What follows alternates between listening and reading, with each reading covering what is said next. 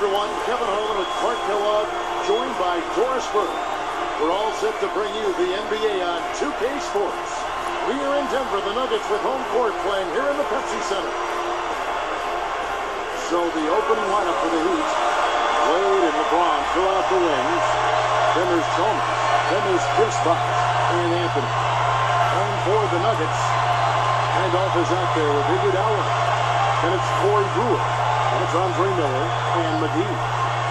Clark, looking at the Nuggets here at 34-7, they were tied for the best home record in the West a season ago. Yeah, they were unstoppable at home, Kevin. Played with great energy. Really gave the Pepsi Center crowd a show pretty much every time they strapped it on there. They were fun to watch. Very much so.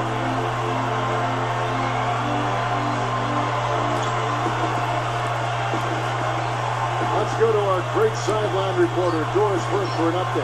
Doris? Well, Kevin, the Knicks front office gave Gallinari a video of Larry Bird highlights from last season, and Danilo said he watched the video at least 10 times in 3 days.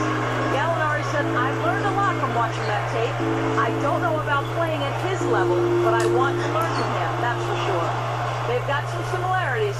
Bird probably a good role model for the young Italian. 6'10" forward with range. You can certainly see some similarities. Thanks, Doris.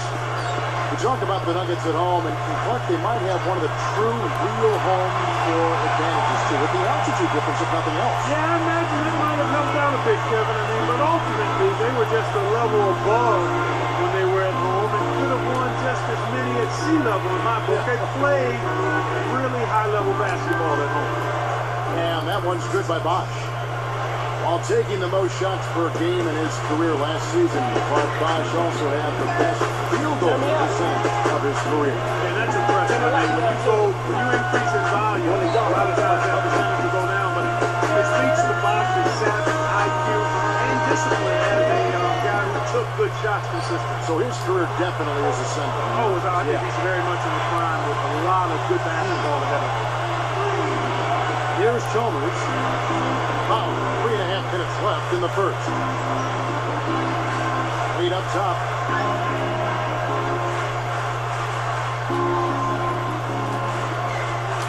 LeBron, that's a two-pointer.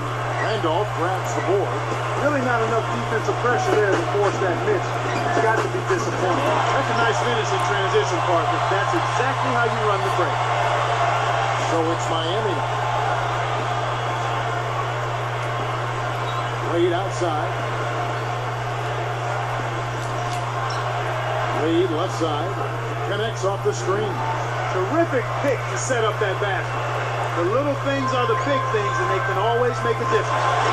Uh-oh. A little bit of a statement made there while he hung on the rim. That's one way to make sure the whole building knows exactly what you just did. Let's find out what Doris Burke has for us. Thank you, Kevin. Earlier I spoke with George Karl. The thing to be aware of, he said, is that they're facing a team stocked with excellent shot blockers. So he's hoping to be able to open things up on the inside by having some early success shooting the basketball. Let's watch. Thanks, Doris. Clark, so much about advanced scouting. Sometimes that's a false prophecy, though, and you have to adjust to what the other team is coming out and running. Nuggets on D after LeBron James's miss. Brewer snatches it inside. He's had some problems finding the range here in this quarter. Miller outside. Brewer with the ball. And stolen by Chalmers. He read that pass like a book, all over. Wade against Iguodala.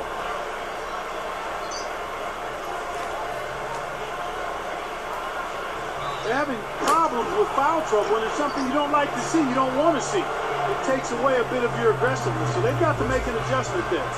For the Nuggets, Chandler comes in for Andre Iguodala. And Rudy Fernandez is subbed in for Corey Brewer. And the Heat making a change here.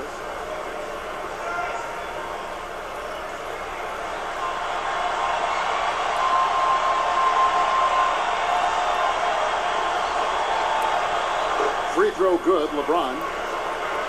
It's hard to believe with his physique, but LeBron has never even really lifted weights. I mean, that DNA he's got is something special. That is amazing. Now Fernandez. On the line. And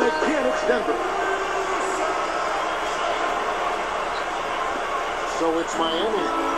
They trail by 1. And Clark with LeBron not lifting weights. That's not to say he's not a hard worker. No, definitely not. As a matter of fact, I think he does lift weights. He's just not been an ardent weightlifter. He still does, but he did start doing yoga a couple seasons back, and that pretty much is a major part of his routine. I know yoga's made a big difference for you.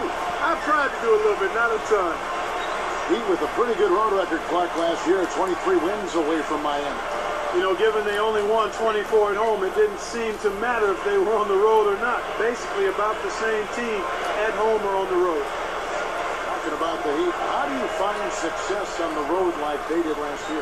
I think one of the keys, Kevin, is that you have to have a team where the players understand their roles. I mean, they're not trying to do things that they can't do. And then from there, it's just about executing and not going through major droughts. And then when in a pinch, give it to Dwayne Wade. Here's Miller following the basket by Chris Bosh. Here's McGee. Chris Bosh with the rebound. The Heat leading by 3. 7-second difference, shot and game clock. LeBron outside. And Bosh backs down. Oh! And he slams that one in. He's getting the highlight reel play of the day for that one. Now that was a dunk. He certainly put a little something extra into that slam. A little added pizzazz. Here is Hernandez. You can't start thinking ahead and lose track of your handle. And it's Wade slamming it down. Great D leads to easy offense. Here comes Andre Miller. They've done a good job of keeping everything outside. And some great offensive action to get this one underway in the first. Heat lead by 7. Well, they're in attack mode now, Kevin. Every time they get the ball, they're coming right at you, looking for contact, and looking for buckets right at the 10. And we'll return momentarily.